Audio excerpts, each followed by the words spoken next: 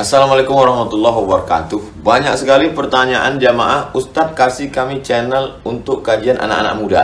Di antara anak muda berasal dari Aceh, luar biasa. Channelnya Maulizul Akbar Nak. Tonton, subscribe, like, share, komen. Assalamualaikum warahmatullahi wabarakatuh.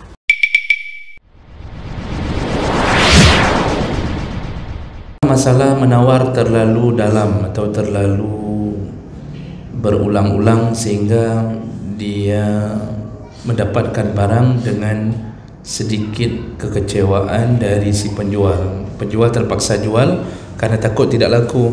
Biasanya kasihannya ketika penjualnya orang miskin.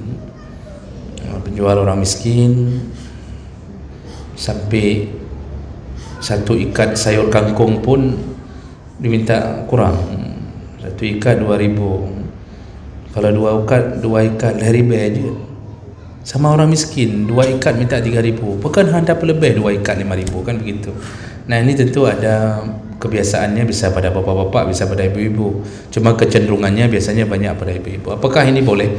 Tawar-menawar itu adalah hal yang lumrah, karena diizinkan oleh Rasulullah untuk saling ridha. Jadi inti jual itu adalah saling ridha.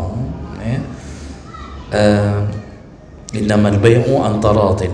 Jual beli itu meraih keridaan keduanya. Keridaan itu ya kalau dilepaskan barang itu ridha, walaupun hati si penjual agak sedikit ibunya konkret dan aku. Tapi dia ridha, dia lepaskan, maka itu sah, tidak berdosa. Cuma si pembeli kurang adab.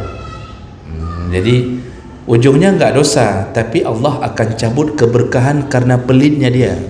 Seharusnya kan untuk meraih keberkahan itu kan sedekah.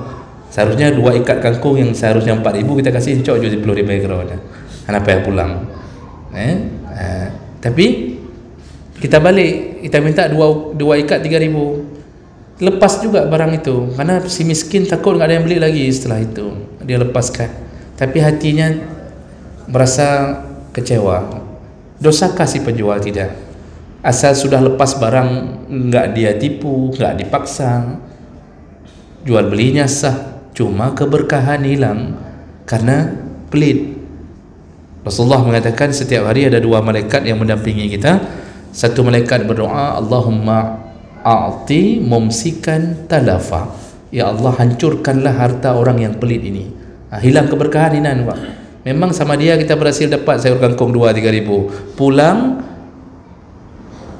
motor kita masuk ke lubang, bawa ke bengkel, habis lertuh ribai. Kenapa? Di sana ada yang menangis hatinya. Itu yang perlu difikirkan. Jadi dosa tidak, tapi keberkahan hilang, kurang adab. Samahah tadi kurang, rasa toleransi ke orang itu kurang. Allah enggak sayang orang begitu. Jadi kalau belanja itu jangan krik-krik, jangan pelit-pelit. Urung kasihin beg tawar-tawar. Jom. Ini kita aneh, sama mall kita kasih sedekah. Waktu Suzuya nanya, ibu ni ada lebih 2.000 mau disedekahkan. Oh ya, sedekahkan aja. Pada jo sedekah kurang kayang, pula mata Cina-Cina ya. Tapi ke orang miskin kita enggak kasih. Ini aneh kita cara berfikir. Hanya tenak adik Cina di belakang. Padahal waktu uang kita diminta sedekah kita kasih. Oh iya. Jadi barang mubazir, tetap jualannya harga mahal padahal udah hampir maghrib. Akhirnya dibuang. Dan ini nampak Pak. Bapak coba kalau kita ke lewat Ulegle yang orang jualan manggis tu Pak. Yang pondok-pondok manggis tu. Tringgading apa? Di samping jalan Medan Aceh Pak, kalau kita ke bandar itu. Entah lewat Ulegle kalau enggak salah, kalau salah enggak saya ini. Di Ulim ya. Itu kan pondok manggis ya. Nguyunun manggis. Itu bergelantungan sudah hitam klen. Keras minta ampun, keras dia sama batu. Kenapa? Enggak dijual. Kalau turun, kami sudah pernah turun, tetap mahal dijualnya. Walaupun busuk tetap mahal. Dia akhirnya busuk semua. Padahal kalau dia sedekahkan dia bisa dapatkan rezeki dari Allah dari tempat yang berbeda. Contoh ada yang mudah-mudahan begitu, lebih hebat boh daripada sedekah. Nah ini masuk dalam dosa-dosa kecil. Masuk dalam dosa kecil, karena tabzir itu masuk dosa kecil. Tapi dosa kecil yang melakukan israr, dosa kecil yang terjadi dengan israr itu berulang-ulang, dasar terus setiap hari hidup mubazir. Sedekah nggak mau, buang boleh. Nanti sayur-sayur yang nggak laku buang, yang dijual kasih sedekah nggak mau. Nah, yang model begini berubah jadi dosa besar ketika berulang-ulang. Dosa kecil itu bisa berubah jadi dosa besar ketika terjadi israr, mengulang-ulang dosa kecil. Jadi ujungnya dosa. Gaya hidup begitu, tidak mau sedekah tapi pelihara sampai busuk lalu dibuang. Itu dosa. Inilah yang kadang-kadang kenapa hidup kita nggak berubah. Maksud berubah bukan kaya. Kenapa nggak berubah dari derita menjadi keberkahan? Hidup berkah itu nggak mesti kaya. Orang kaya pun banyak nggak berkah. Kaya tapi penuh dengan masalah. Kaya tetapi hutang rada sago. Yang bayar hutang orang miskin. Orang kaya nggak bayar hutang. Hidup penuh dengan masalah. Itu keberkahan Allah cabut. Berbagai masalah di rumahnya, istrinya, anaknya, macam model. Orang miskin ada yang dapat berkah. Hidup nyaman, Allah berikan istri salihah, anak yang baik. Walaupun gaji cuma 750, potong PJS 300, tinggal 450. Kasih jajan anak orang kaya 25.000 nggak cukup sehari. Anak kita 2.500 kasih. Kita suruh beli kabel aqua gelas kita 5 emboh, kata kita. Waktu anak kita sekolah, kalau kita miskin, kita bilang beli aqua gelas yang 505 biji. Nak kalau lapar minum tu banyak-banyak. Minum dia 5 gelas dia minum sehari. Pandai nak ada lauman. Masya Allah, anak kita taat, tak ada masalah apa-apa. Itu keberkahan. Bagaimana kalau tanbih itu atau tarqiyah itu diterjemahkan ke dalam bahasa Indonesia? Jadi makna hadisnya yang diambil, bolehkah? Boleh, tidak mengapa, karena itu enggak ada ketentuan yang berhubungan dengan khutbah. Kalau dalam khutbah kan ada mazhab yang mengatakan harus bahasa Arab, mazhab Malik harus bahasa Arab, tak boleh ngomong bahasa Indonesia. Itu ketentuan kalau sudah mulai khutbah. Sebelum khutbah itu enggak ada ketentuan semua yang ngomong harus dengan bahasa Arab, enggak ada. Ya, misal diterjemahkan malah lebih baik sebenarnya kalau ingin betul-betul memperingatkan, karena orang Arab dulu diperingatkan dengan hadis faham semua. Sekarang mentang li khutbah mentang apa, padahal tadi sudah diingatkan jangan bicara, bisa hilang pahala, tapi karena enggak faham enggak dapat. Maka ketika kita terjemahkan dibolehkan, tidak masalah. Kalau itu enggak boleh, maka kita semua enggak boleh ngomong bahasa Indonesia. Waktu sebelum khatib naik ke atas mimbar harus bisa bahasa Arab semua. Harus tanya kawan samping bahasa Arab, apa padumka ayu sa'atin al-an dan seterusnya. Kamati itu mah ada jajum alim juga mesti kita masuk ni ke masjid sebelum khatib kan kita suruh geser orang. Apa bahasa Arabnya suruh geser orang? Hai gasir kata kita, enggak bisa kan? Kita suruh gasir kata kita. Mana ada? Makanya enggak apa-apa. Bahkan lebih bagus kalau diterjemahkan, ya. Dapat maksudnya. Pertama tadi kita lakukan sendiri hukum, Pak. Kalau ketemu pencuri kita langsung potong tangan, ketemu perampok atau pembunuh kita langsung bunuh. Itu sesuatu yang tidak dibolehkan pada dasarnya. Pada dasarnya secara hukum nggak boleh, karena keputusan potong tangan, keputusan mengkisas pancung itu keputusannya setelah melalui proses peradilan, setelah memulai proses sidang, hakim yang memutuskan. Maka di negara-negara yang masih menjalankan itu, setelah diputuskan oleh pengadilan, al-gojo lah yang melakukannya, bukan korban, tapi al-gojo mewakili korban tegakkan hukum. Ini sekaligus menunjukkan negara itu telah menjalankan hukum. Namun karena negara tidak lagi menjalankan hukum Islam, walaupun kita bilang tidak boleh, tapi di lapangan terjadi. Pencuri seharusnya dipotong tangan, tapi karena enggak dijalankan, bukan tangan saja yang terpotong, Pak. Semua bisa dipotong. Semua dipukuli, dicampak, dibunuh, ditek-tek, gara-gara orang sudah geram. 3 hari penjara keluar, 3 hari penjara keluar, 3 hari penjara keluar. Orang sudah geram, orang tidak percaya lagi dengan instansi yang menangkap, enggak percaya lagi. makanya dihabisi di tempat. Itu terjadi, tapi ingat, pencuri tidak wajib, pencuri tidak boleh dibunuh. Tidak boleh dibunuh. Masalah memukul, ya walaupun tidak boleh, tapi terpaksa kita maklumi. Orang kadang-kadang nggak tahan, nyum dapat damang penjara, nggak ada manfaat. Yang ada dia dapat makan free, dapat Pepsodent 1 waktu masuk pertama, dapat Pepsodent, dapat sabun, pokoknya kayak kita masuk pesantren, Pak. Dapat tu paket tu. Saya sudah tanya sama teman-teman yang berjaga tu, saya sudah tanya, memang seperti masuk pesantren. Nanti dikasih makan. Jadi sebenarnya nggak boleh kita bertindak secara pribadi. Namun terjadi karena orang sudah muak dengan hukum yang diberlakukan. Begitu juga pembunuh, tidak boleh dilakukan langsung di tempat, tidak boleh. Namun kalau posisinya membela diri, dibolehkan. Posisinya membela diri. Abu Hurairah pernah bertanya, "Ya Rasulullah, kalau aku dirampok lalu aku terbunuh, bagaimana nasibku?" Kata Rasulullah, "Engkau syahid." "Bagaimana kalau dia yang kubunuh, perampok itu yang kubunuh?" Kata Rasulullah, "Engkau tidak berdosa, dia dalam neraka." Jadi pencuri perampok itu kita bunuh dalam neraka, kita tidak berdosa. Hukum di Indonesia yang mengatakan kitalah pembunuhnya. Dia masuk ke rumah kita, dia bunuh, dia coba bunuh kita, kita bela diri, nanti kita yang masuk penjara. Sebab belum jatuh kepada hakim tersebut. Orang-orang begitu kita doakan, kalau perampok itu masuk ke rumah hakim, masuk ke rumah polisi itu, baru dia tahu rasa. Baru dia tahu bagaimana cara membela diri. Jadi Bapak Ibu yang Allah muliakan, intinya apa? Hukum ditegakkan di atas peradilan, bukan langsung main hakim sendiri. Sebenarnya betul, kalimat jangan main hakim sendiri itu sebenarnya betul. Cuma kita nggak bisa menjalankan kalimat itu karena waktu kita nggak main hakim sendiri, hakim pun nggak main juga. Kita nggak main hakim sendiri, kita kasih baik-baik, hakim pun nggak main juga.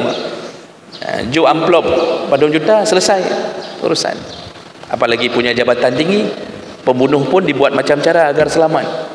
Makanya kasusnya nggak beres-beres sampai hari ini, udah berbulan-bulan dan beres-beres. Menyembah urang gasin, kalau orang miskin 5 hari sudah beres semuanya. Begitulah hukum. Wuduk bagi orang yang tidak bisa lagi melakukan wuduk dengan baik, bagaimana solusinya?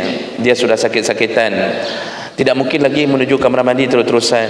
Yang pertama, dia boleh diwudukkan oleh anggota keluarga yang mahram, langsung diwudukkan. Kalau bukan mahram yang mewudukkannya, maka dia disuruh pakai alas, wudukkan dengan kain yang basah.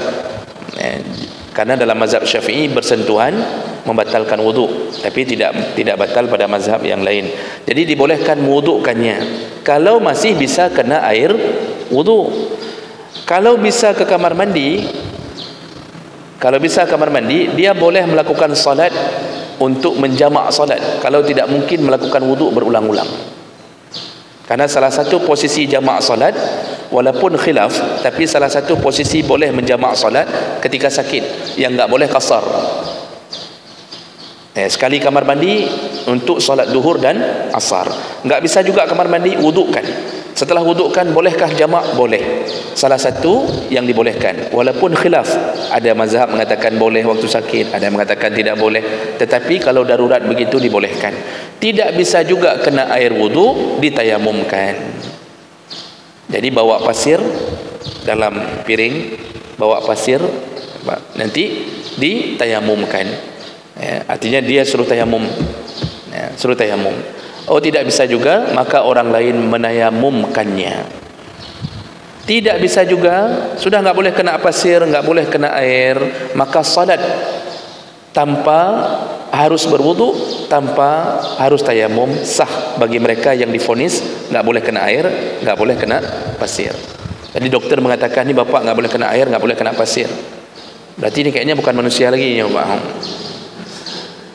Dibolehkan untuk salat tanpa 2 alat suci tadi. Tidak bisa juga, berarti memang tinggal menunggu kapan sakaratul maut datang. Udah nggak bisa buat apa-apa lagi, Pak. Kulit nggak boleh kena, maka dia bebas dari hukum salat tersebut.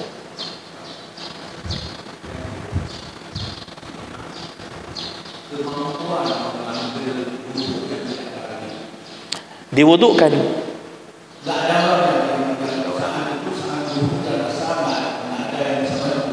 Baik.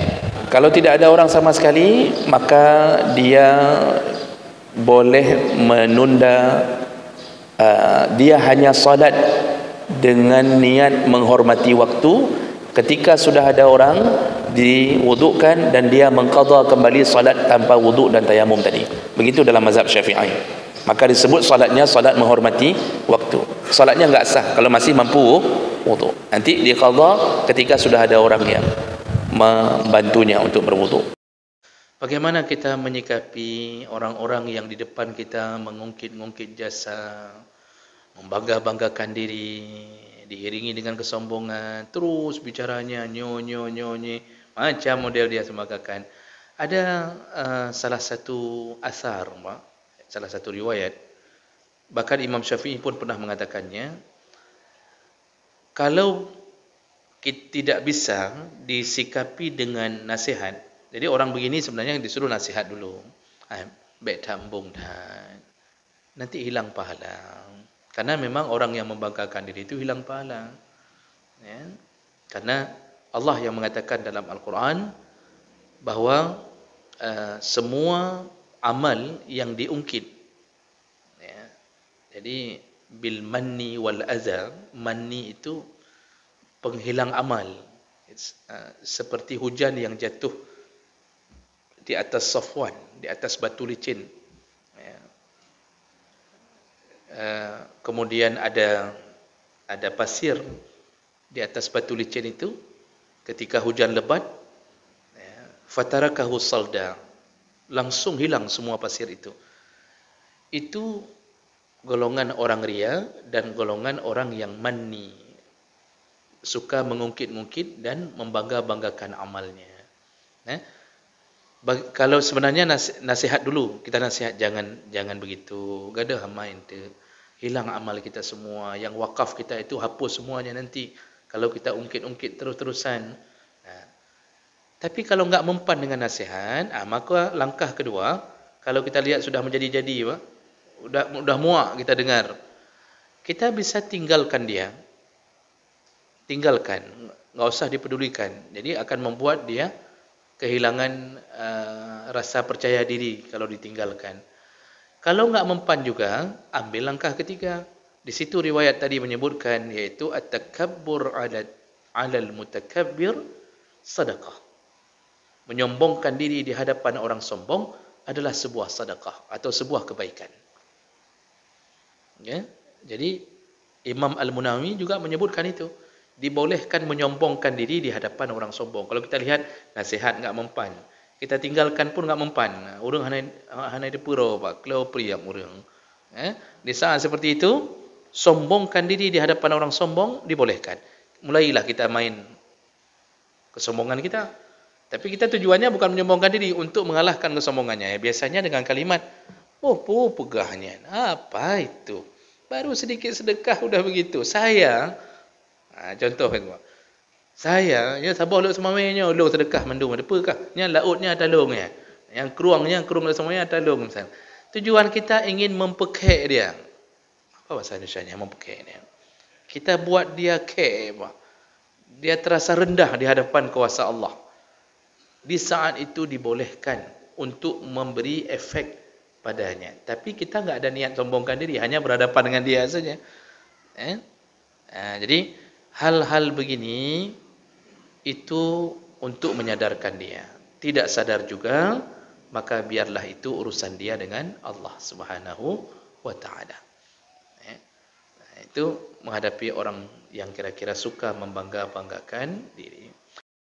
Kalau kita baca kitab fikih, siapa mungkin di antara bapa ada yang sudah baca kitab fikih? Pernahkah dibahas dalam bab salat tentang pakaian di bawah mata kaki? Mulai dari bab syarat sah salat, syarat wajib salat, rukun salat, pembatal salat, makruh dalam salat, yang sunnah dalam salat. Siapa yang pernah baca lengkap fikih salat? Pernahkah dibahas tentang kain di bawah mata kaki? Masukkah dia ke pembatal salat? Nadam demung, Pak. Pembatal solat adalah tertutup mata kaki. Nadam demung? Tidak ada. Sunnah dalam solat, angkat kain di atas mata kaki. Pernah dapat dalam fikih, Pak? Tidak ada. Rukun solat ada masuk, harus angkat kain di atas mata kaki? Nak nampak apa? Baik rukun 13, rukun 18, tidak ada. Sunnah solat tidak ada, rukun solat tidak ada. Itu tidak dimasukkan ke dalam bab solat, karena itu bukan bahagian daripada pembatal dan bukan bahagian daripada yang wajib dalam solat. Itu semua baru berefek kalau diiringi dengan sifat sombong. Seandainya dia jatuhkan kainnya tadi, contoh tadi, Pak, di bawah mata kaki. Lalu dia ingin membanggakan diri di hadapan orang banyak. Nak angin lo? Atau dia pakai jubah besar. Dia solat. Lalu dia ingin menyombongkan diri bahawa saya lah di sini begini dan begini, misal contohnya. Efek sombong itu yang memberi efek. Bisa jadi solatnya tidak diterima karena kesombongannya. Walaupun sah, selama itu tidak ada, maka tidak ada efek dalam solat. Misal contoh, naurung hanjik kepakai jakrung, Pak.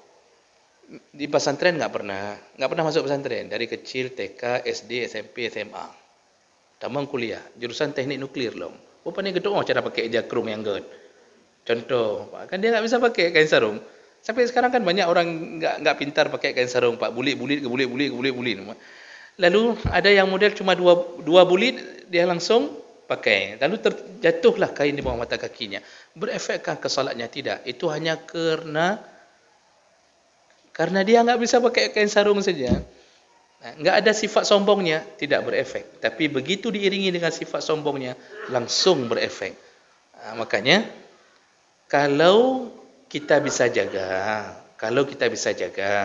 lebih bagus di atas mata kaki, karena hadis-hadis menyebutkan tentang bahaya kalau di bawah mata kaki, takut jatuh ke dalam kesombongan. Itu kalau bisa jaga lebih bagus. Tapi seandainya kita memang enggak bisa, Pak, maka insya-Allah tidak mengapa. Ya, sama seperti kita pakai celana tutup kaki, tapi itu tidak mengapa insya-Allah, karena bukan diiringi dengan kesombongan itu. Jadi enggak bisa dipukul mutlak bahawa semua yang jatuh di mata kaki itu bermasalah, enggak. Ya. Juga kita yang tidak sombong, jangan kita ejek orang yang meyakini isbal. Jadi jangan sampai ada teman kita di atas mata kaki, kata pegah tanya, "Hai, Pak banjir." Banjir ya? Kalau lagi anak bangai, itu jangan, Pak. Karena mereka mengamalkan sunnah Nabi sallallahu alaihi wasallam. Jadi pintar-pintarlah dalam berdakwah. Di belakang imam itu dikosongkan dulu untuk muazzin, iqamah dan naib imam. Naib imam itu orang yang dipercaya mampu menggantikan imam ketika terjadi masalah. Artinya dia harus selayaknya orang yang berilmu. Orang yang berilmu faham tata cara pergantian imam. Kalau imamnya bacaannya macet, dia bisa mengingatkannya. Jadi orang yang berilmu dan bijaksana. Nah sekarang rupanya tidak datang, berhalangan contoh. Kosong, sudah habis iqamat masih kosong. Bolehkah kita isi dari belakang? Boleh. Boleh, tidak masalah kalau memang sudah kosong. Namun kalau kita tidak siap untuk ganti imam, carilah orang yang bisa mengganti imam. Misal kita enggak siap, seandainya imam bermasalah, bisa saja kan, Pak, biasanya enggak ada masalah. Hari itu naas, bermasalah imam, sakit perut atau apa saja, kita di belakangnya, kita tidak tahu mau buat apa. Setelah salat dicacilah kita oleh semua jamaah. Daun ikut imam, ana mampu. Kada perlu ke bangai, kada ikut imam. Habis kita hari itu, Pak. Makanya sebelum kita pilih untuk duduk, untuk berdiri belakang imam, kalau kita tahu diri, dong hanjir, imam masalah hanjir, cari orang yang faham, suruh masuk orang yang faham, yang kira-kira sudah terbiasa dan faham tentang proses fikih salat. Kalau memang kosong setelah iqamah, enggak ada juga, ya silakan saja. Lalu berdoalah semoga imam aman-aman saja. Jangan sampai jadi hari naas bagi kita. Rasulullah mengatakan la salata ba'da al-iqamah, tidak ada salat setelah iqamah. Itu maksudnya kalau sudah bunyi iqamah, jangan lakukan salat apapun, jangan lakukan salat apapun, salat sunnah apapun jangan dirikan lagi, langsung utamakan yang wajib, yaitu takbiratul ihram bersama imam. Karena yang wajib tetap pahalanya berkali lipat lebih besar daripada yang sunnah. Nah, tapi kondisinya ketika kita datang, kita lihat di masjid 3 menit lagi mau qaman, sedangkan kita perkirakan solat kita sekitar 5 menit. Bolehkah kita mulai? Boleh. Ini bolehkan. Atas belum nama iqamah, atas belum terdengar iqamah, tetap boleh solat. Namun solatlah dengan solat yang ringan. Solat dengan solat yang ringan. Apalagi solat qabliyah subuh, itu enggak disuruh baca macam-macam, cuma disuruh baca qul ya ayyuhal kafirun rakaat pertama, qul huwallahu ahad rakaat kedua. Rupanya pas iqamah kita masih belum salam, masih di rakaat kedua, rukuk kah, sujud kah, segera sempurnakan untuk mengejar, dipercepat untuk mengejar. Tapi seandainya kita baru salat, Allahu Akbar, baru salat, iqamah, batalkan salat, batalkan salat, disuruh potong salat itu, segera kejar dapat takbiratul ihram. Itu disebutkan dalam semua kitab-kitab fikih tentang kalau baru salat langsung iqamah, maka batalkan salat, ikut ke dalam salatnya imam. Begitu cara memperlakukan salat sunnah di hadapan salat wajib kalau sudah bunyi iqamah. Jadi jangan sambung lagi, jangan sambung sampai kita sudah berada di rakaat kedua, imam pun berada di rakaat kedua, lalu kita berfikir ya paling-paling nanti dapat waktu tasyahud ke berapa. Itu salah, itu sudah salah. Tidak ada salat wajib, salat sunnah yang bisa melebihi pahala salat wajib, tidak ada. Salat wajib tetap lebih utama. Orang bisa masuk surga dengan salat wajib, tapi orang belum tentu masuk surga dengan salat sunnah kalau salat wajib nggak ada. Itu dipegang baik-baik. Salat wajib tanpa salat sunnah orang bisa masuk surga. Salat sunnah tanpa salat wajib tidak dianggap. Makanya Nabi ketika datang seseorang menemui Nabi lalu mengatakan, ya Rasulullah, dullani ala amalin yudkhilani al-jannah. Ya Rasulullah, tunjukkan aku amal yang bisa memasukkan aku ke surga. Apa jawaban Nabi? Aqimus salah, dirikanlah salat yang wajib, wasumu Ramadan, puasalah Ramadan, bayarlah zakat, lalu kalau engkau mampu lakukanlah haji. Sahabat itu mengatakan, ada yang lain ya Rasulullah? Cuma itu aja? Kata Rasulullah, na'am, cuma itu saja. Lalu dia mengatakan, baik, mulai hari ini aku tidak akan lakukan yang sunnah yang lain, hanya itu saja. Jadi di hadapan Nabi dia mengatakan, hang kutma yang sunnah li mulai aku jaga yang wajib. Lalu dia pergi. Lalu Nabi mengatakan ke sahabat yang duduk-duduk bersama Nabi, lihatlah, kalau engkau ingin lihat penduduk surga, lihatlah dia. Ini salat wajib. Orang hari ini salat tahajud luar biasa, sedekah luar biasa, sembahyang wajib mana kembangai. Itu tanda kita berada di puncak kebangaian. Orang Arabkan jahil murakkab. Amal yang sunnah dilakukan semua, yang wajib mana lembut. Bayar zakat enggak, sedekah luar biasa, wakaf semuanya, hibah, infak, zakat enggak bayar. Inilah contohnya. Haji enggak naik, tapi wang untuk berangkat pergi ke Turki, pergi ke Palestin, sang-sang merajak Palestin nak jaminan surga. Haji enggak naik, umrah berulang-ulang, yang haji hanya bubur. Ini contoh fitnah di akhir zaman. Orang merasa hebat dengan yang sunnah, tapi dia tinggalkan yang wajib. Makanya disuruh potong salat sunnah kalau bertemu dengan yang wajib. Demikian. Baik, saya cukupkan Bapak karena semenit Bapak ya. Cara potong salat sunnah. Ya, cara potong salat sunnah cukup dengan berniat keluar. Kalau di dalam kitab Matan Takrib ada satu syarat terakhir, yaitu niatul khuruj, niat keluar kalau mau keluar. Tapi itu tidak wajib begitu. Dengan bergerak, langsung bergerak, tinggalkan solat itu sudah batal solat. karena tadi niat membatalkan. Tapi yang lebih sopan, lebih beradab, ucapkan salam. Imam Sayuti mengatakan ucapkan salam. Jadi potong mau naik rakaat kedua misalnya, tiba-tiba qamat, langsung assalamualaikum, assalamualaikum, potong salat masuk ke yang wajib. Itu yang lebih baik, karena salat itu muftatihatun bitakbir, muhtatimatun bitaslim. Tutuplah salatmu dengan salam, walaupun kondisi apapun. Sedang rukuk langsung salam, assalamualaikum, assalamualaikum, lebih dah cukup. Itu kalau baru memulai salatnya. Waktu takbir, apakah apakah makmum boleh bersuara besar seperti suaranya imam? Dibolehkan khusus pada takbir.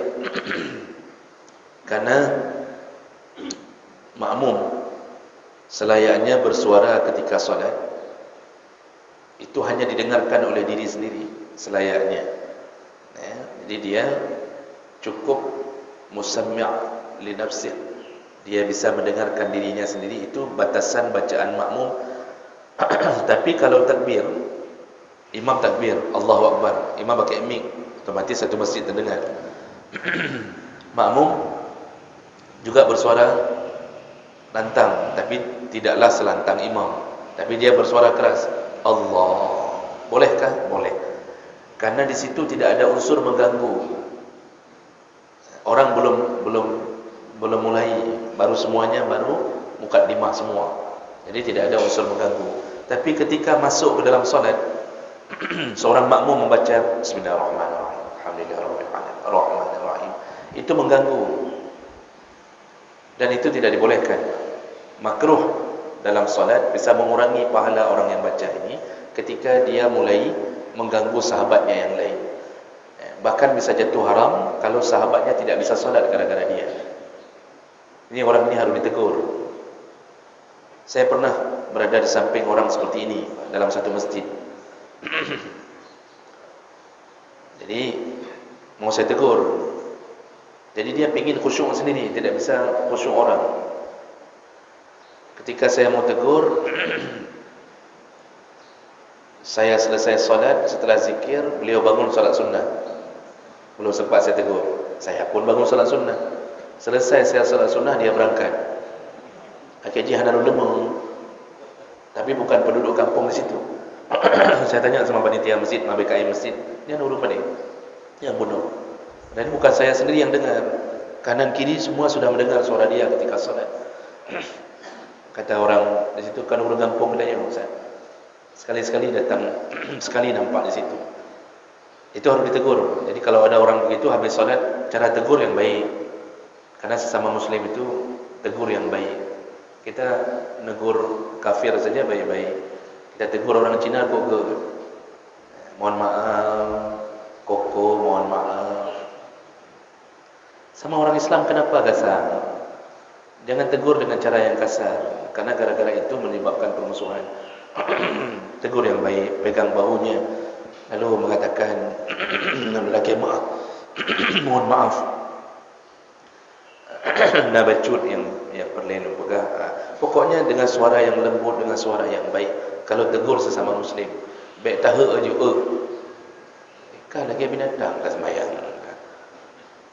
Jangan begitu Pak menegur orang Islam. Karena apapun yang terjadi, kita ini satu akidah. Kita ini satu akidah. Sifat Nabi, asyidda 'alal kufar, ruhama bainahum. Nabi itu kalau dengan orang kafir keras sekali, tapi dengan orang Islam ruhama, timbul sifat sayangnya. Karena satu akidah. Satu ini yang harus kita tahu ketika menegur. Jadi wajib tegur orang lainnya. Tegurnya setelah solat, jangan dalam solat. Ketika solat berjamaah ada makmum yang batal, ada yang mengatakan lebih bagus terobos ke belakang daripada terobos ke samping. Ini bisa benar kalau posisi yang dia tuju bukan masjid yang besar yang bisa mengganggu orang banyak. Contoh di belakang dia cuma satu saf, tidak mengapa dia terobos ke belakang untuk mencari WC atau segala macam. Tapi ketika berada di masjid yang besar, kalau dia terobos ke belakang, berapa saf dia harus ganggu, sehingga orang semuanya terganggu dengan ketika dia terobos ke belakang. Maka di saat itu dia ambil jalan ke samping. Kalau sudah kondisi dia berada di saf depan, mau terobos ke belakang sampai 20 saf misal, maka itu berubah menjadi tidak baik. Terobos ke samping tidak mengapa. Dan orang makmum kalau ikut pengajian, kalau ada ikut pengajian, makmum tidak akan melentangkan tangannya, karena tahu sesama makmum itu tidak bersutrah, dibolehkan untuk lewat. Namun kalau lewat ke samping, mikir-mikir dulu, bisa jadi di samping juga ada dinding yang dia nggak bisa terobos, ujung je payah terobosin kan. Makanya masjid itu kalau sudah luas, masjid besar, itu sebaiknya memang memberi space di samping kanan dan kiri. Ada tempat untuk orang, sudah ke samping ada tempat untuk orang bisa keluar. Itu lebih baik. Jadi ada batasan, apakah tali atau apa saja yang memang menyediakan tempat untuk orang bisa keluar kalau terjadi hal-hal yang tidak diinginkan. Jadi tergantung sekali kondisi masjid. Karena menerobos ke belakang itu mengganggu, menerobos ke samping tidak mengganggu, cuma pecah kacamata orang, pecah HP orang, juga bisa terjadi begitu kan. Ada orang masbuk sudah selesai solat jamaah, lalu dia mencari sutra, dia jalan sedikit-sedikit untuk cari dinding. Ini salah. Sutra itu dicari sebelum solat, bukan sedang solat. Makanya sutra, pembahasan dalam fikih, itu sunnah di luar solat, bukan sunnah dalam solat. Jadi kita sudah selesai bersama imam, kita masbuk tertinggal di belakang, semua yang lain sudah duduk semuanya, lalu kita geser ke kanan, geser ke kiri, cari dinding, kita maju, itu salah. Itu bahkan bisa membatalkan solat. Sebenarnya orang yang duduk di depan kita kan sedang zikir nih, kalau kita masuk itu pun bisa jadi sutra, bisa jadi sutra itu. Namun catatan para ulama, para mazhab, jangan jadikan sutra kalau salat sendiri di rumah orang yang kira-kira bisa mengganggu khusyuk. Contoh, anak kita taruh di depan, waktu sedang salat dia main, mengganggu kekhusyukan kita. Dia sedang main ludo sampai kita perhatikan terus, lalu kita ketuk-ketuk kepala kita, kan baiknya kaik misalkan. Ini mengganggu. Atau kita jadikan isteri kita jadi sutra, setelah dia bersolek di kamar, sudah dipakai lipstick, pakai maskara, pakai blush on, kita suruh duduk depan kita, kaduk tian. Ini haji kebun. Karena bisa mengganggu pemandangan.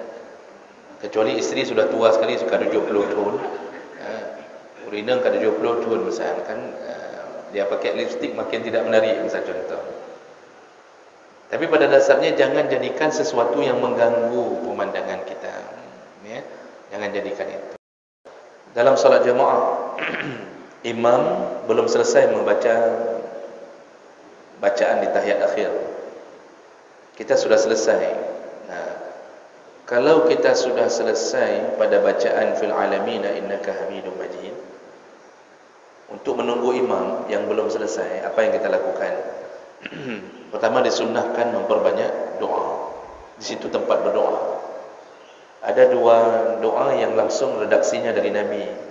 Hadis riwayat Muslim menyebutkan Nabi pernah berdoa, Allahumma ighfir li ma qaddamtu wa ma akhartu wa ma asrartu wa ma asraftu wa ma a'lantu wa ma anta a'lamu bihi minni antal muqaddimu antal muakhiru la ilaha illa anta sabbit qalbi ala dinika wa ala ta'atik. Itu pertama. Imam belum juga salam, sambung lagi, baca lagi doa yang dianjurkan Nabi, dan ini doa yang paling kuat dianjurkan. Allahumma inni a'udzubika min, jangan minal khubuthi wal khaba'is, beruhnya dibaca.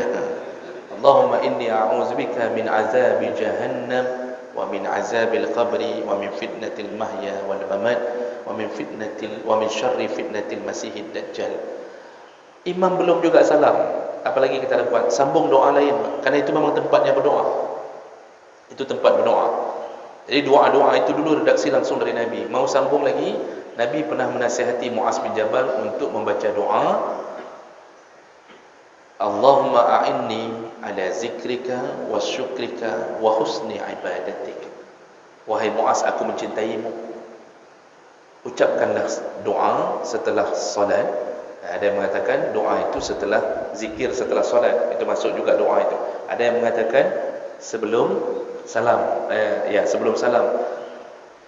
Itu diperbanyak, ulang-ulang saja. Oh, masih juga imam belum selesai. Coba pastikan dulu. Mungkin imam sudah mati di depan.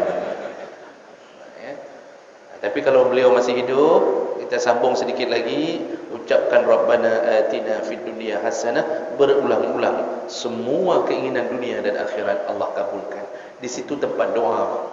Jadi isi saja dengan doa. Kalau sudah enggak tahu lagi ke habis doa, imam kalau boleh mendang, diam saja sambil menunggu imam. Lihat gerak-gerik imam masih bergerak atau tidak. Kalau tidak bergerak, segera panggil ambulan. Ketika kita melemparkan satu isu atau satu pernyataan statement dalam sebuah grup yang di dalamnya berkumpul berbagai ragam latar belakang, mungkin ada yang masuk ke organisasi Muhammadiyah, NU, ada Al-Wasliyah di situ, ada Salafi di situ.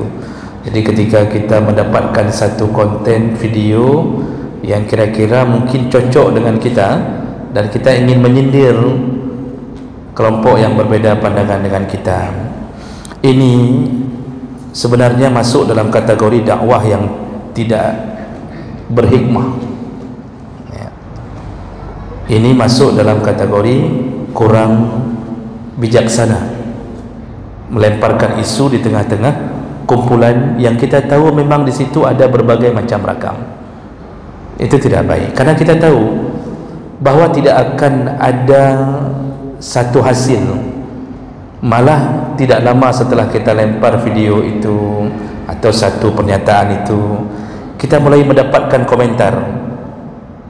Kita mulai dapatkan komentar yang pedas dari pihak yang tidak suka dengan video itu.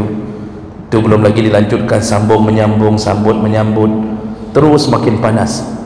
Ujungnya apa yang kita dapat? Kita kan mulai tandai, ini siapa yang tadi ngomong kasar nih?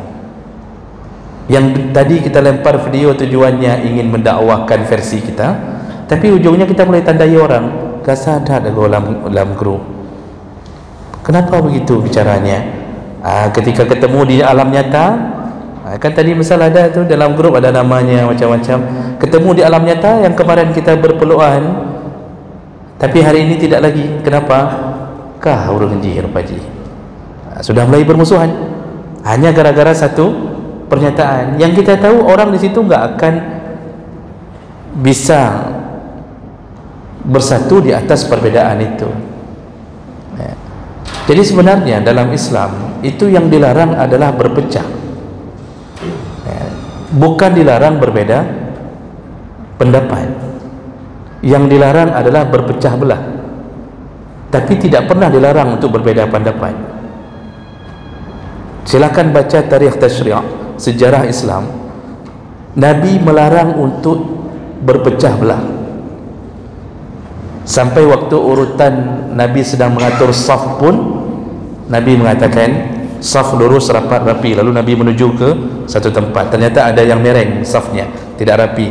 Nabi rapikan langsung. Nabi mengatakan la takhtalifu, jangan sampai mereng-mereng dan berserak saf, jangan sampai kacau saf. Nanti Allah akan pecahkan hati kalian. Fatakhtalifu qulubakum. Nabi paling khawatir kalau umat Islam ini berpecah belah, paling khawatir. Maka disuruh bersatu semuanya di atas satu millah, di atas satu pandangan prinsip, yaitu Ahlus Sunnah wal Jamaah. Masalahnya sekarang semua orang mengaku Ahlus Sunnah wal Jamaah, tapi di dalam satu pengakuan ini semuanya punya versi masing-masing. Dengan melemparkan satu video ke dalam grup yang semua versi ada di situ, kita tidak dapatkan apapun pun nilai positif. Yang ada cuma perpecahan. Jadi yang biasanya tenang-tenang saja, semenjak satu pernyataan yang kita lempar, panas, grup panas. Akhirnya admin terpaksa menutup grup. Jadi ditulis, grup ditutup sampai keadaan aman dan terkendali. Tutup grup. Di luar ketemu sudah nggak bagus lagi. Padahal sebelum itu kita lemparkan nggak ada masalah itu. Makanya itu kurang bijak. Tidak bijak. Kalau punya prinsip yang berbeda, jangan paksakan prinsip itu ke orang. Karena berbeda tidak jadi masalah. Yang jadi masalah ketika kita berpecah belah. Ya. Kita ini satu akidah. Tidak usah terlalu panjang membicarakan tentang unsur-unsur dari akidah ini yang menyebabkan perpecahan. Kita punya satu Tuhan, Pak Allah. Gara-gara bertanya Allah di mana, sampai uronyo terpecah belah orang habis-habisan, Pak. Kita kan satu Tuhan semuanya, Allah Tuhan kita. Hanya gara-gara satu pertanyaan, aina Allah, di mana Allah, pecah orang hampir setengah, ribut dengan urusan itu. Ya. Jadi sampai ada kadang-kadang yang pernyataannya berlebihan. Kalau tidak mengakui Allah di langit atau satu tempat, maka dia menjadi kafir. Padahal malaikat mungkar nakir saja itu tidak bertanya tentang itu. Yang ditanya tentang siapa Tuhanmu. Ada pertanyaan berikutnya, oke, engkau sudah tahu siapa Tuhanmu di alam kubur, di manakah Allah? Oh, ternyata yang masuk ke kuburan punya versi yang berbeda. Apakah malaikat mungkar nakir mengatakan keluar balik? Atau engkau neraka? Tidak. Kita mempersulit keadaan, Pak.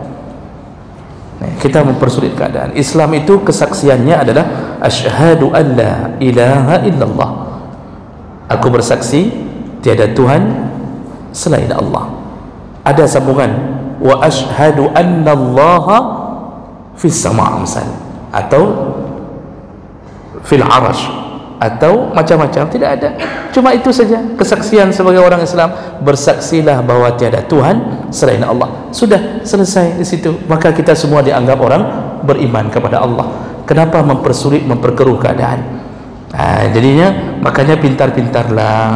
Oh, orang ada yang nggak cocok dengan kita, berlapang-lapanglah. Artinya ya biasalah. Kayak mana mau paksa orang harus cocok semua dengan kita?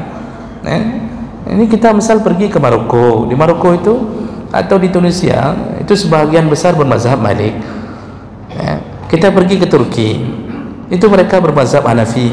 Pernahkah mereka waktu kita lewat imigrasi mereka bertanya mazhab apa? Syafi'i. Oh, Syafi'i balik. Pulang. Kami di sini bermazhab Hanafi. Jangan masuk sini. Pernahkah? Nggak ada, Pak. Kita memperkeruh keadaan.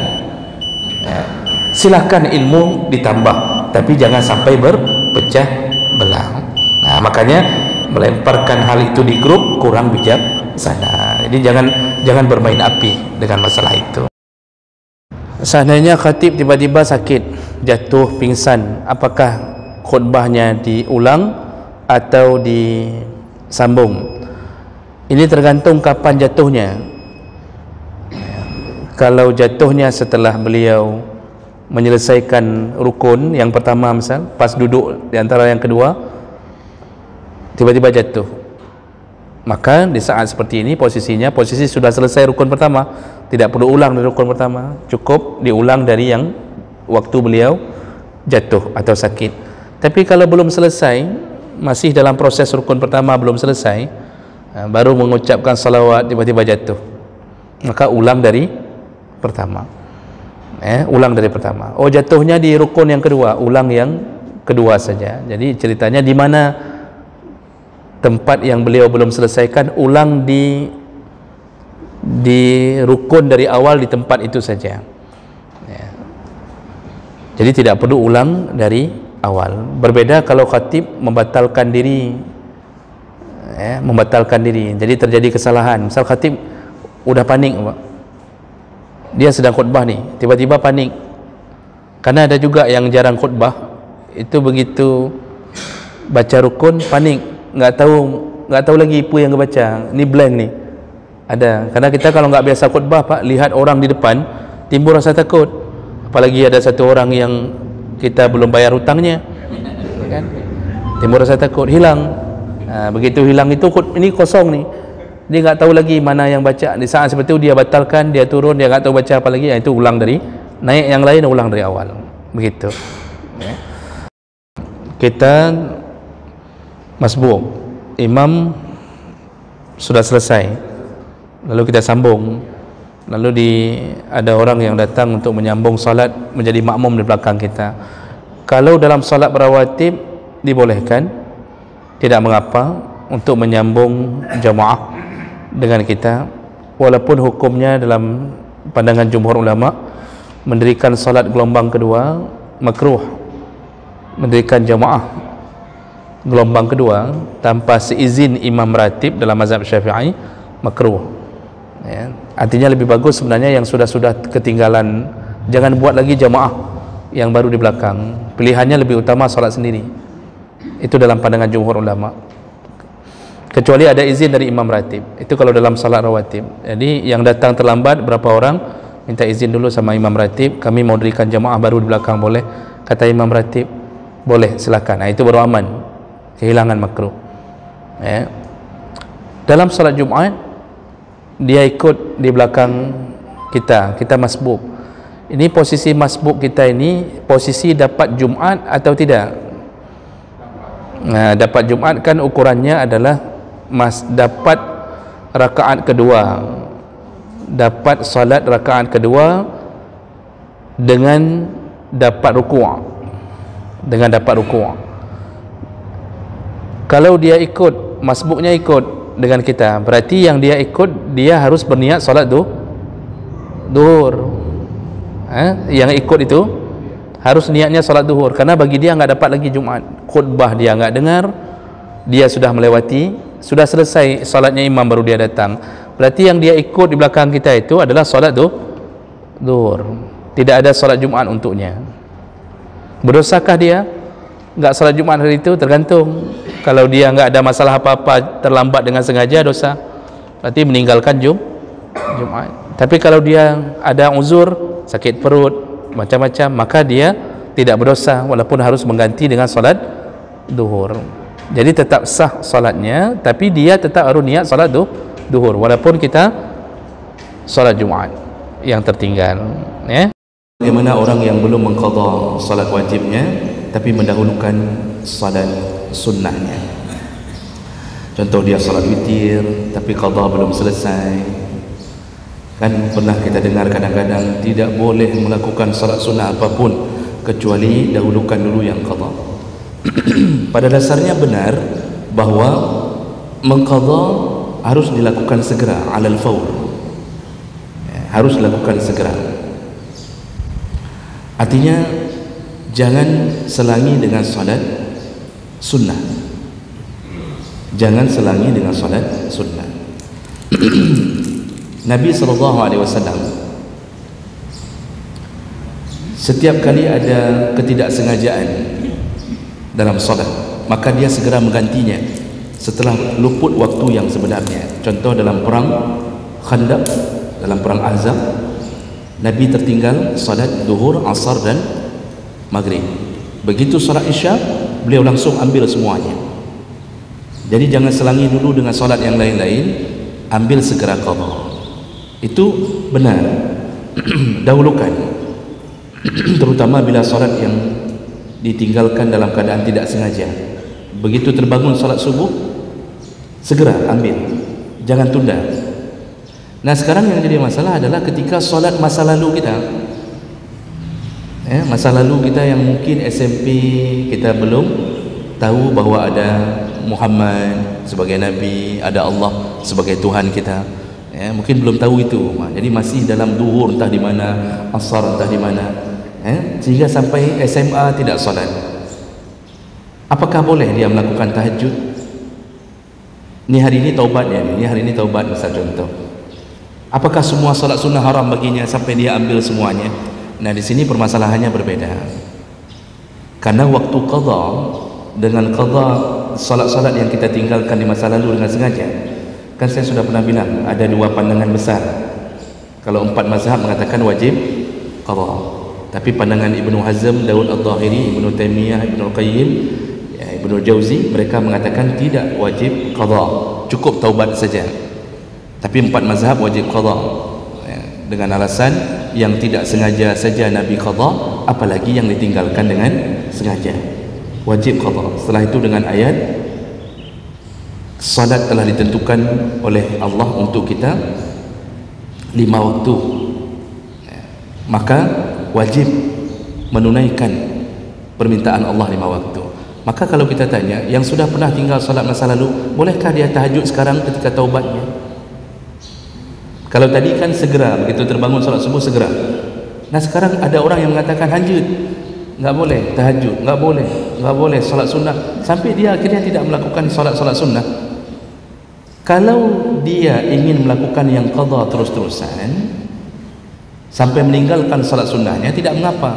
Masalahnya kita hari ini tidak melakukannya seperti itu. Hari ini kita habis salat duhur, ambil sekali salat duhur untuk tahun yang 2003 dulu. Kita hitung berapa tahun yang kita tinggalkan. Nah habis itu, bolehkah kita lakukan rawatib? Bolehkah kita lakukan ini dan itu? Dibolehkan. Jadi berbeda waktu yang terjadi langsung, yang kita sadar langsung tertinggal, itu nggak boleh selangi dengan salat sunnah, segera bayar. Tetapi pada waktu kita taubat, bukan bermakna salat sunnah nggak boleh sama sekali. Ini waktunya sudah muasak, waktunya sudah luas. Sama seperti orang perempuan yang tidak bisa puasa Ramadan ketika haid, kan dia wajib qadha. Bolehkah dia mengambil puasa Senin Kamis, qadanya belum? Dibolehkan kalau waktunya muasak. Muasak itu luas, karena perempuan dibolehkan qadha mulai dari Syawal sampai menjelang Ramadan berikutnya, sampai Syaban, kan 11 bulan untuk qadha. Apakah boleh perempuan salat puasa Kamis, puasa? Dibolehkan dengan syarat di dalam bulan ini, di dalam tahun itu dia mengqadha yang wajib. Terserah dia mau ngambil kapan, karena Aisyah sendiri itu ternyata mengqadha puasa Ramadannya di bulan Syaban, menjelang masuk Ramadan berikutnya baru dia qadha. Apakah Aisyah enggak pernah salat sunnah sebelumnya? Boleh. Nah, jadi kuncinya kalau salat yang tertinggal masa lalu, waktu kita luas untuk qadha, tapi segera, jangan ditunda, segera. Nah, dibolehkan menyelangi dengan salat sunnah. Tapi kalau bertemu langsung on the spot, bertemu langsung salat itu tertinggalkah, langsung lakukan qadha, jangan selangi dulu dengan salat sunnah. Begitu ininya, prosesnya. Kemudian yang kedua,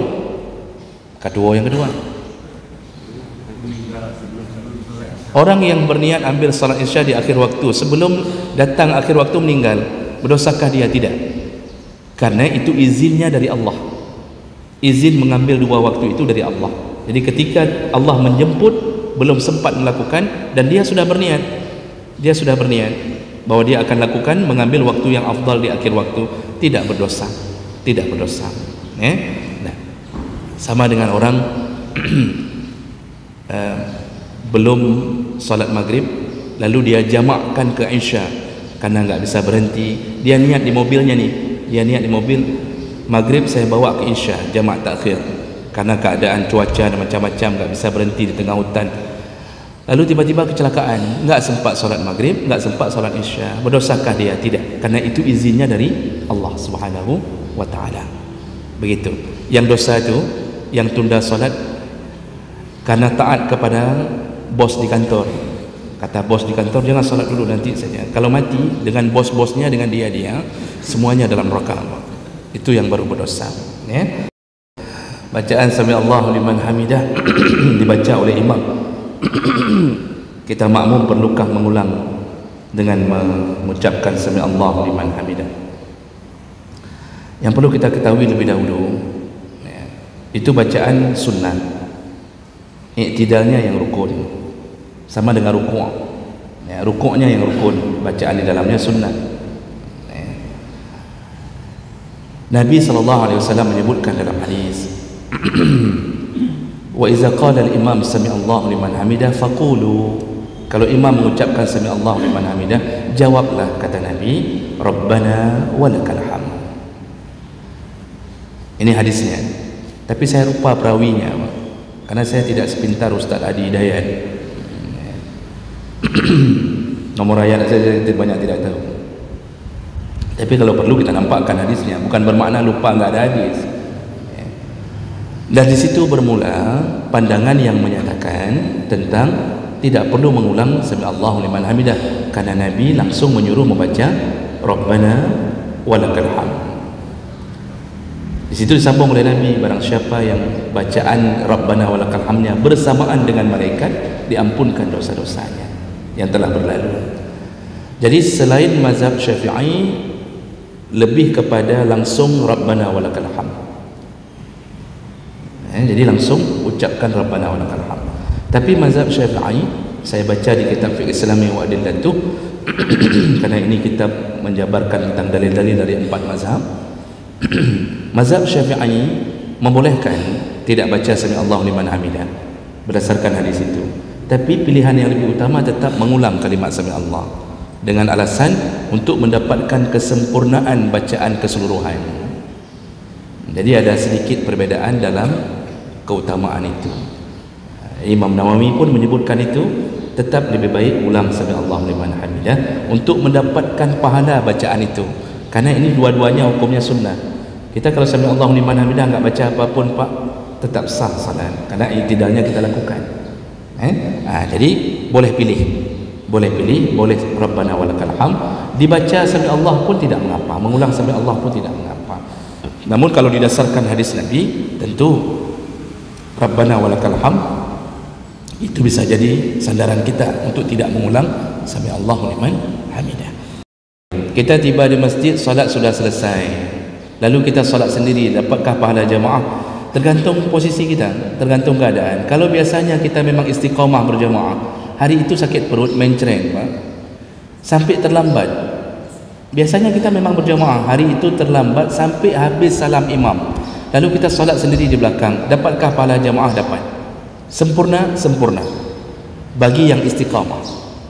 Sebelumnya memang ahli jamaah, walaupun dia solat sendiri, apakah di rumahnya, bahkan nggak perlu ke masjid, di rumahnya begitu dia terdengar salam imam sudah selesai, dia baru keluar dari WC, dia solat di rumahnya, ada perasaan kecewa di hatinya, maksudnya ya Allah ini nggak dapat hari ini. Dia solat sendiri di rumahnya, nggak bisa ke masjid pun, salatnya sendiri tapi pahalanya jamaah. Bahkan bukan itu saja, yang sudah istiqamah kalau sakit stroke 4 tahun nggak bisa salat, padahal sebelumnya ahli jamaah, 4 tahun salat di kasur, setiap waktu dapat pahala jamaah. Itu langsung Nabi yang mengatakan, iza maradal abdu aw safara, kalau seorang hamba sakit atau melakukan perjalanan, tidak bisa dia lakukan sempurna, tapi hatinya merindukan yang sebelum sakit, kana muqiman sahihan, dicatat pahala untuknya seperti orang mukim dan seperti orang sehat sebelum sakitnya. Maka sering-sering jamaah, jadikan itu sebagai bahan hidup kita. Waktu sakit Allah berikan bonus hadiah kepada kita. Yang ingin tetap berjamaah, dibuatlah jamaah sendiri di belakang, baik dengan mengikuti orang masbuk atau buat sendiri sesama orang masbuk, bukan masbuk, sesama orang telat. Jadi buat sendiri jamaah di belakang.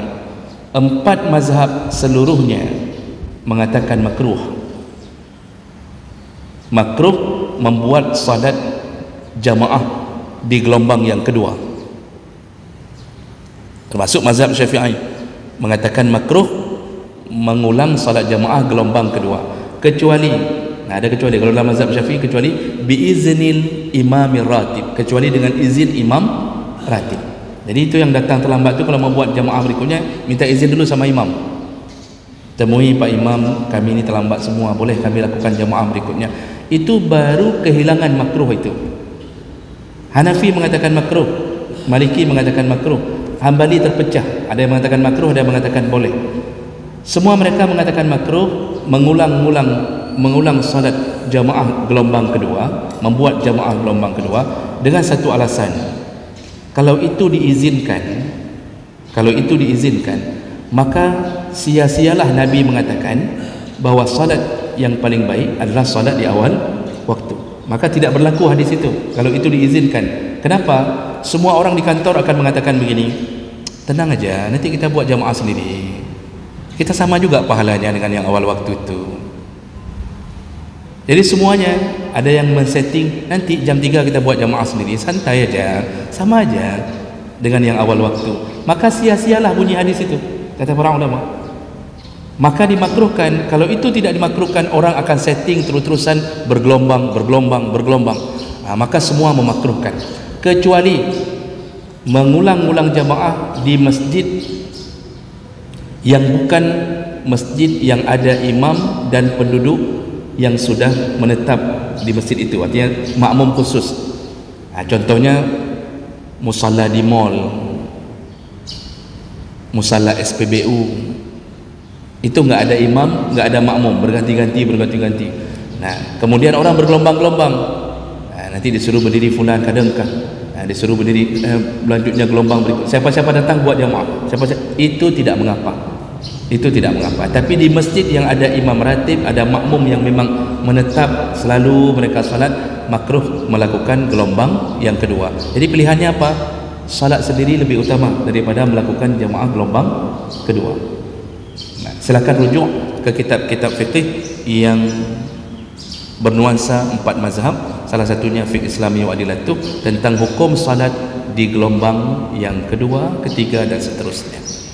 Jadi itu bagus, boleh tapi makruh. Bukan nggak sah, boleh tapi tidak disukai. Begitu.